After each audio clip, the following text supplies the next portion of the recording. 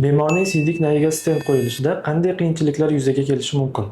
Muhim savol. Ya'ni stentlash jarayonida biz yuzlashadigan qiyinchiliklar haqida gaplashadigan bo'lsak, agar stent qo'yish jarayonimizda provodnikimiz, ya'ni o'tkazgichimiz buyrak jomigacha bora olmasa yoki bo'lmasam stent kirgizayotgan paytimizda buyrak jomiga yetib bora olmasa, bunda har xil metodlardan, har xil usullardan foydalanishimiz mumkin bo'ladi. Sistoskoplarimizni yoki bo'lmasam ureterinoskoplarimizni almashtirishligimiz mumkin bo'ladi.